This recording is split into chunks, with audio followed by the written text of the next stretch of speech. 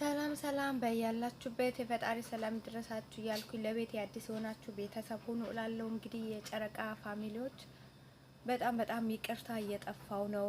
ምን ሆነሽ ነው የምትጠፉ እያላችሁኝ ነው ብዙዎቻችሁ። ያው ረመዳን ነበረ። በዚሁ አጋጣሚ ሙስሊም እህት ወንድሞቼ ኢድ ሙባረክ ማለት ፈልጋለሁ። እንኳን አደረሳችሁ ማለት ፈልጋለሁ። እና ያው በረመዳን ስራ ነው የጠፋሁት። ታውቃላችሁ ስደት ላይ በጣም ከባድ ነው። ስልክ ለማውራት ቤተሰብ እንኳን ሰላም ለማለት በጣም ከባድ ነው። ስራ የሚበዛበት የቤተሰብ ቤት ነው ያለሁት እና ስለጠፋው በጣም ይቅርታ አድርጉልኝ ማለት ፈልጋለሁ ቤተሰቦቼ። እንግዲህ የጨረቃ ፋሚሊ ሰሞኑ እንግዲህ ፍቅር እየሸተተ ነው። በጣም ደስ ይላል። በጣም ደስ ብሎኛል። በቃ እኛ ተመልካቾች ምንፈልገው የእናንተ ፍቅር፣ ሰላም በቃ እንደዚህ እንደ ፈንድሻ እንደ ስማችሁ በቃ ፍንድት እንድትሉልን በቃ በፍቅር ማለት ነው። የእውነት እኔ በጣም ደስ ብሎኛል። ትላንትና በጣም ነው የተደሰትኩት ማለት ነው። በቃ ምን አለ አጠገባቸው በሆንኩኝ ነው ያልኩኝ ማለት ነው። እና የጨረቃ ፋሚሊዎች ጠላቶቻችሁ ድብን እያሉ እኛ ወዳጆቻችሁ ደግሞ እየተደሰትን ነው ያመሸነው። በቃው የእናንተ ጠላቶች ርርድብን እያሉ እኛ ደግሞ ወዳጆቻችሁ ፈታ እያለን በቃ በሰራችሁ ስራ ደስ እያለን ፍቅራችሁ ያዝልቅላችሁ በቃ ማለት ፈልጋለሁ። ብሩኬ ያስደስተኛል። ሀይሚም ትንሽ ወደ ራሷ የተመለሰች ይመስለኛል። ይሄ ምንድነው እልህ የሚያጫውታት የነበረ እልሃ ትንሽ አብርደዋለች እና ፍቅር ይሻላል። በቃ እንደዚህ ስትሆኑ ነው እኛ ደስ የሚለን። ከናንተ የምንፈልገው በቃ ፍቅር ስትጫወቱ እና ብዙ የሚቀራችሁ ነገር አለ። ያው አብራችሁ ስትሆኑ ለሴት ልጅ ክብር ያስፈልጋታል። ሴት ልጅ መከበር አለባት። የሴት ልጅ ክብር ደግሞ ከቤተሰብ ይጀምራል። ብሩኬ ያው በዚሁ አጋጣሚ ማስተላለፍ የምፈልገው ነገር ቢኖር ላንተ መልእክት እንዲሆነ ቶሎ ብለህ በዚሁ ሽማግሌ እንድትልክ በቃ ሌላ ጸቡ ሳትገቡ ሌላ ሰው በቃ ሳይመጣባችሁ ሌላ ጠላት በፍቅራችሁ እሳት ሳይበትንበት በፊት በቃ ወደ ገደለ ወደ ቡታጀራ እኔ አንተ በሆን በዚህ ሰዓት በቃ ሮጬ ወደ ቡታጀራ ነበር የሚሄደው። ምክንያቱም ሽማግሌ መላክ አለበት። ሽማግሌ ላክ። ምክንያቱም አብራችሁ እስከኖራችሁ ድረስ ቤተሰብ ሳይፈቅድ ቤተሰብ ያው አንተን ያቀሃል የሷ ቤተሰብ ምንድነው ያንተን ቤተሰብ ደግሞ እሷን ያቃሉ። ግን ቢሆንም በቃ ሽማግሌ ቤተሰብ አልቆላት ቀለበት አርገህ በቃ አብራችሁ ብትኖሩ ቀለበት ሳታረግላት ሽማግሌ ሳትልክ ዝም ብሎ በዘፈቀደ አብሮ መኖር እኔ ደስ አይለኝም።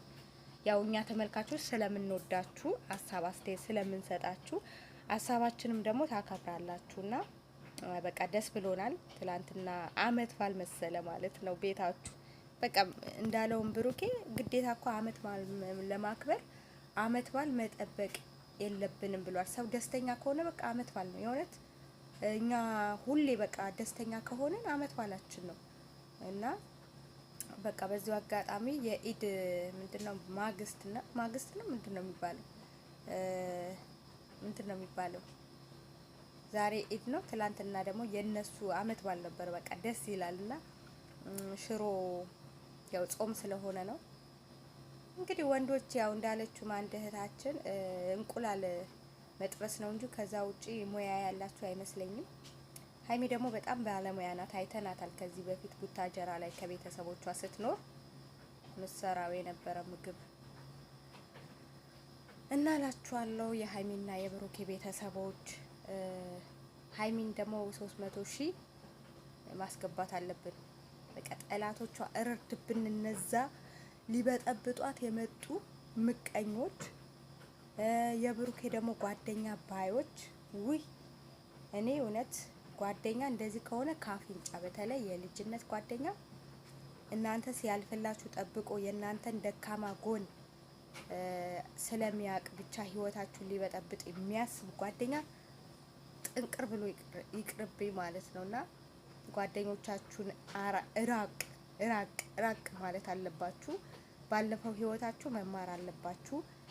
ወደ እናንተ ህይወት የሚገባው ሰው ለእናንተ ምን አይነት አስተሳሰብ እንዳለው ማጣራት አለባችሁ።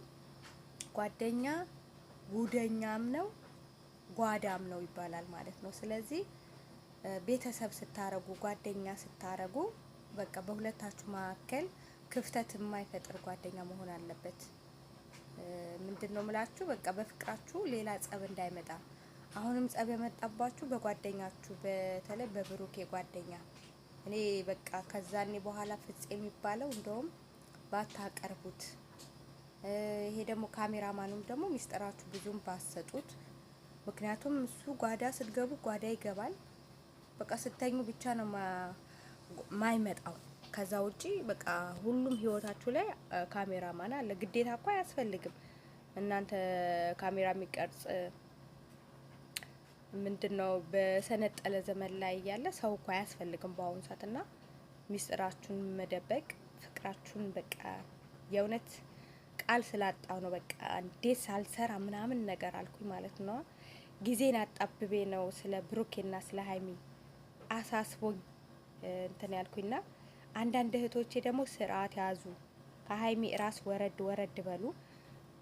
በቃ አንዴ ሴት ልጅ ናት ህይወቷ ላይ የነበረ ለወደፊት የትዳሬ አጋር ይሆናል የልጆቼ አባት ይሆናል ያለችው ልጅ በድንገት የሆነች ሴትዮዋ መጥታ አርግዣለሁ እርጉዝ ነኝ ብላ ሆዷን ሰቅላ መጥታባት አይ ችግር የለውም ብላ እጇን አጨብጭባ መቀበል አችልም ነበርና በዛ ሁኔታ ተናዳ ነው ከብሩኬ እንደዛ ሰጣ ገባ ውስጥ የገባችሁ። ስለዚህ ሁላችንም ልንረዳት በሷ ቦታ ብንሆንስ ማለት ያስፈልጋል። እና ብሩኬ ከስደት አስቀርቷት በቃ ፍቅር ይዞኛል እያሉ እንደ አዲስ በቃ እንደ አዲስ ጥንዶች ነው እየሆኑ ያሉት።